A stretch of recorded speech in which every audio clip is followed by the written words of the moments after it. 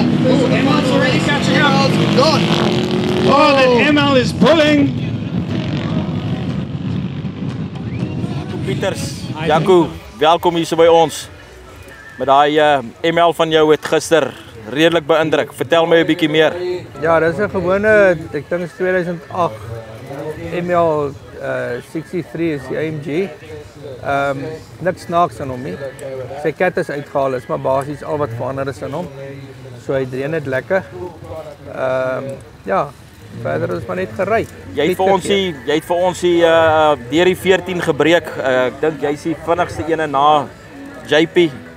En ek hoor ek het gister gesien toe hy hier afhardloop op 'n stadium, jy ry hom in, maar ek kon sien dat JP het afgetap.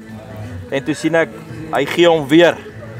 En hoe klink dit daai? Ek hoor hy turbo praat 'n bietjie. Ja, nee, jy hoor hy turbo. Dis eintlik die eerste ding wat jy hoor is daai blaasgeluid vir hy turbo. Dit is nogal impressive om te sien en dan is dit asof jy hom oppomp. Dan gaan hy bakkie. Hy is soos 'n pyl uit 'n boog uit. Ja, jy kon nie verskil sien, maar dis waar my kar die verskil is. Op die wegtrek ek mos nou gewone kar tyres en niks snaaks nie. So dis nou daarvan 120 af op wat ek nou regtig 'n verskil sien, maar daai ding met hy turbo op.